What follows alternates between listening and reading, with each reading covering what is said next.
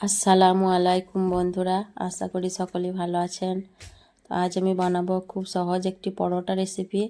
খেতেও ভালো আর দীর্ঘক্ষণ নরম থাকবে আর খুবই সহজ একদম পরোটা বানানো।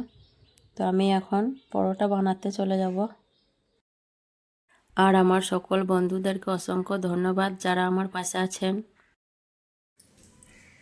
পরোটা বানানোর জন্য আমি এখানে আটা নিয়েছি, ময়দা দিয়েও করা যাবে। আর এখন আমি পরিমাণ মতো নুন দিয়ে দিচ্ছি, 1 চামচের মতো চিনি দিয়ে দিচ্ছি, 1 চামচ বেকিং পাউডার। এগুলো একটু ভালো করে মেখে নেব। যে সকল নতুন বন্ধুরা আমার ভিডিওটা দেখছেন তাদের কাছে অনুরোধ রইল চ্যানেলটা সাবস্ক্রাইব করার আর আমার পাশে থাকার। ভালোভাবে একটু মেখে নিয়েছি। এখন দিয়ে দিচ্ছি সাদা তেল,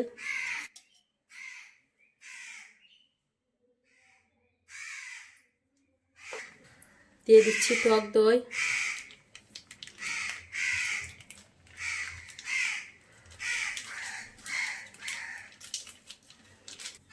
সব কিছু খুব ভালোভাবে হাত দিয়ে মেখে নেব। সব কিছু খুব ভালোভাবে মেখে নিয়েছি। এখন অল্প অল্প করে পানি দিয়ে আটাটা মেখে নেব।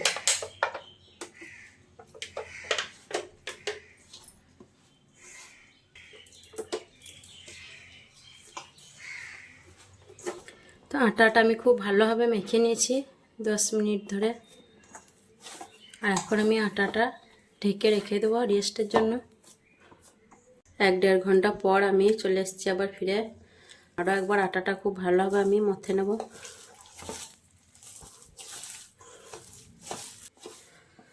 আটাটা খুব ভালোভাবে মথে নিয়েছি।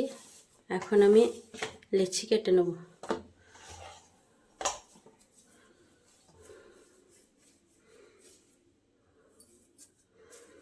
এরকম ছোট ছোট করে লেচি কেটে নেব।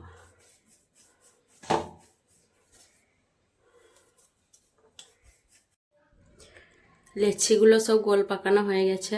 এখন আমি বেলে নেব। এখন আমি একটা একটা করে বেলে নেব। সাধারণত আমরা যেভাবে বাড়িতে পরোটা বানাই সেইভাবেই বেলবো। প্রথমে রুটির মতো বেলে নেব।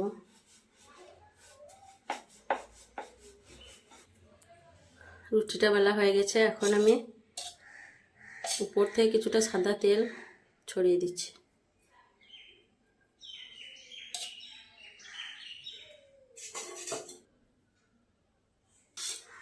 আর সাইড থেকে এখন এইভাবে ভাঁজ করে নেব।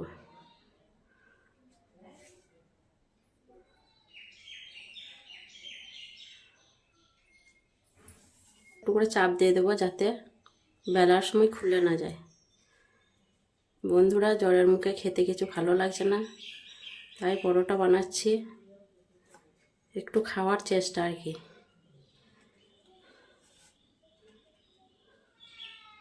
তো এইভাবে করে হাতে করে চেপে চেপে একটু দিচ্ছি।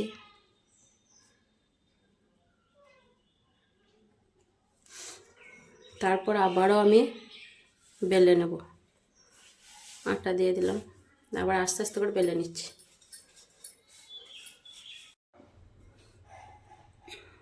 তো এইভাবে একটা আমার বেলা হয়ে গেল। এখন একটা জায়গায় তুলে নিচ্ছি। তো এইভাবে করে আমি সব পরোটাগুলো বেলে নেব। তো একইভাবে আবারও আমি তেল লাগিয়ে দিচ্ছি রুটিটার মধ্যে।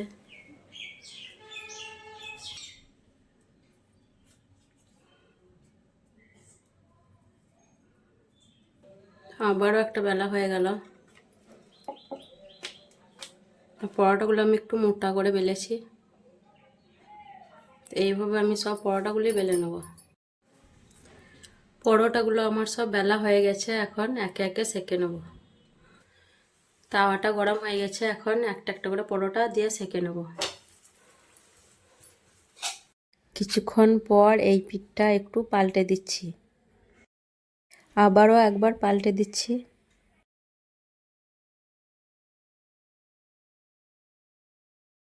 এপিঠ ওপিঠ সেঁকানোর পর এখন সাদা তেল দিয়ে দিচ্ছি। তেলটা খুব ভালোভাবে খুন্তি দিয়ে মাখিয়ে নেব, দিয়ে সেঁকে নেব।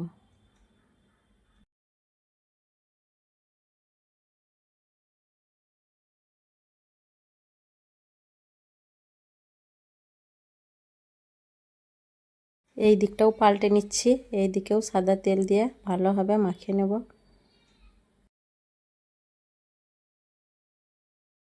উল্টে পাল্টে খুব ভালোভাবে সেঁকে নিচ্ছি।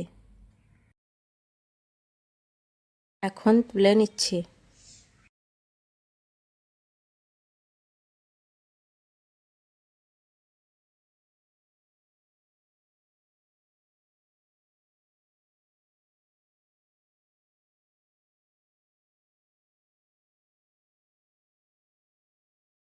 একইভাবে সব পরোটাগুলো আমি এইভাবেই সেঁকে নেব।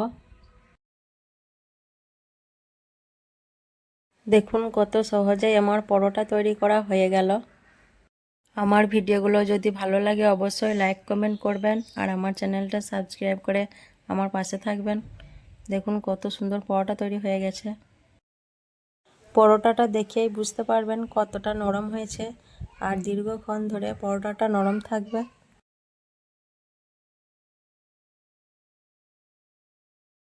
তো আসবো আবার পরের ভিডিওয়। আল্লাহ হাফিজ।